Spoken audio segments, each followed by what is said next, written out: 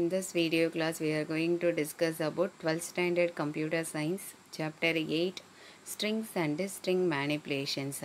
In this video class we are going to discuss about introduction, creating strings and how to access characters in a strings. Now we see about what is mean by string. We already know a string is a collection of characters or array of characters. Array means is nothing but collection of homogeneous element is known as a array. Okay, so collection of characters is known as a string. In Python, string is also one of the data type which is used to handle array of characters. String is a sequence of Unicode characters that may be a combination of letters, numbers or special symbols enclosed within single, double or even triple quotes. Okay, so what is meant by string? String is a sequence of characters. What is meant by characters? A character can contain numeric numbers, alphabetic letters or any other special symbols. Okay, so a string can be enclosed within single, double or even triple quotes. Strings are immutable, that is the content in a string cannot be changed. Okay, so strings are immutable. Immutable means the content cannot be changed. It means once you define a string, it cannot be changed during the execution time. If, for example, if you are specifying a string that is ch equal to hello, if you are giving like that, the content hello cannot be changed. Okay, that is known as immutable. See the examples of string.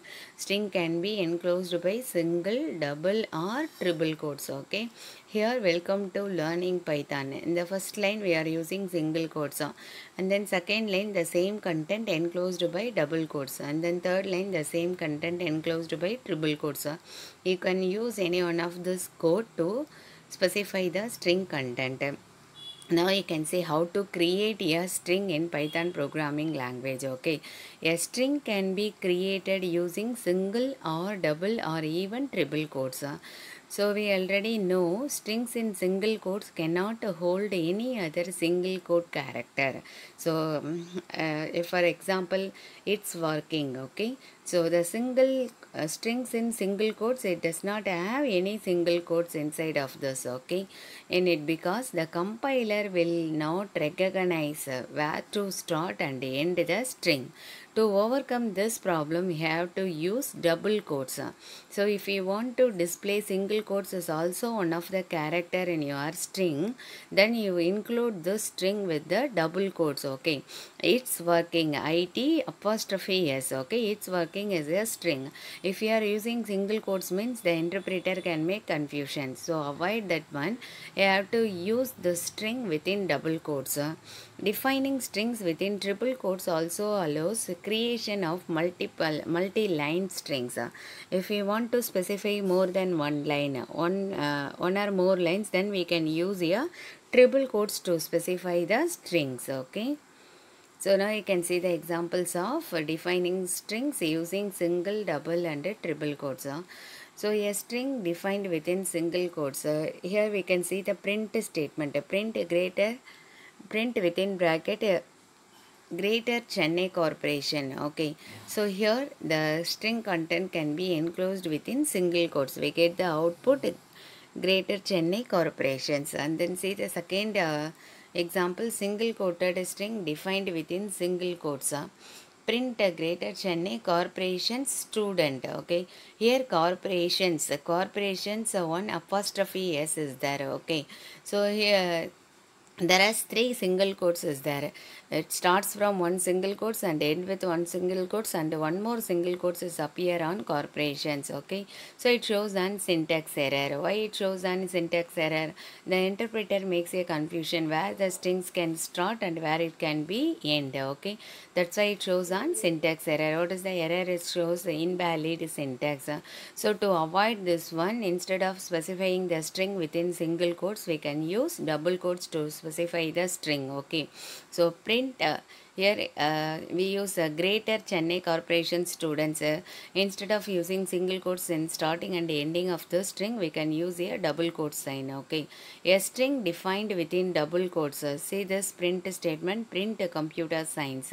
Here the strings are specified within double quotes, computer science. Okay. Double quoted strings defined within double quotes. So if you want to display a double quotes, you can use either a double quotes with a single space, or we can use a double quotes string within a triple quotes also. Okay, see this example, print a computer science. Here you want this computer science with the double quotes is also want the output. So we give this string within triple quotes. Single and double quoted multi-line strings defined within triple quotes. So if you want to display a multi-line strings, then we can use a triple quotes. See this example. Print strings are immutable in Python.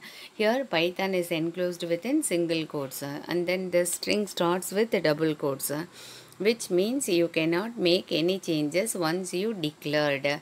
So with this double quotes you want to show the output. So we enclose the string with the triple quotes. Strings are immutable in Python, which means you cannot make any changes once you deleted. Okay, once you declared. So like this we can use strings with the quotes. Now you can see how to access the characters in a string. In a string, Python allocate an index value for its each character, which is known as subscript. So in string, each character is have their own index value. Index value is also known as a subscript value. Okay, so subscript which are used to access and manipulate the strings. The subscript can be positive or negative integer numbers. You can give the subscript value either in positive numbers or in negative numbers. Okay, so the positive subscript starts from 0 and the negative subscript it starts from -1. Okay, the positive subscript 0 is assigned to the first character and n-1 to the last character, where n is the number of characters in the string. The negative index assigned from the last character to the first character in reverse order begins with -1. That is the negative substring -1 is given to the last character. Positive subscript 0 is given to the first character of the string. Now you can see the example for better understanding. See this example. Here string is a school. Okay, the string is school. SCHOOL. Positive subscripts. See the positive subscripts 0, 1, 2, 3, 4, 5. And the negative subscripts are, it takes the negative subscript starts from -1 in the last character. So which is the last character in this string? L is the last character. So you can assign -1 to L. And then -2 O, -3 O, -4 H, -5 is C, and -6 is S. Okay, so we can specify positive and negative subscript for the strings. The positive subscript starts from 0 and negative subscript starts from -1. That -1 is assigned to the last character, and then next character is have the next number, -2, -3, -4, -5, -6, like that. Okay, is it clear? So now you can see the examples of how to access each character with its positive subscript of a given strings. Okay, here we can see string 1 equal to input, enter a string. Here str1 as the variable name is used to store the string content. Okay, and then input function is used to get value from the user. Input, enter a string. Now you are asking string to enter into the keyboard. Okay, so that is you get the input from the user, and then you assign the variable index equal to 0. Index also the variable name. Okay, index is equal to 0. We are giving initial value for index is 0. For I in str1, we already know for is a loop statement. It is used to repeat some process again and again. Okay, the general syntax for statement is for keyword and then for keyword counter variable in sequence. Okay, here the counter variable is I, and then in str1 we are taking character one by one from the string str1. So for I in str1, print within bracket subscript within index you have to specify the index. Here within double quotes we just give the message to display it on the screen. Okay, so the double quotes is end with open square bracket and then comma index comma and then again we put the close square bracket. Okay, here index is used to specify the index value for each and every character. Okay, and then it will give I is here specify the index value. So index plus equal to 1, either we can write index equal to index plus 1 or you can write index plus equal to 1. So this is the short form of arithmetic shortened operator. Okay, index plus equal to 1. How we can expand this one? Index equal to index plus 1. So what is the starting value for index? 0. Okay, so first time it print subscript 0. What is the first letter? First letter is we are giving the input welcome, so the first letter is W, so the first letter W will be displayed. Again it increase the index, so index plus equal to 1, that means index equal to index plus 1, so 0 plus 1 we get the value 1. Again the for loop can be executed.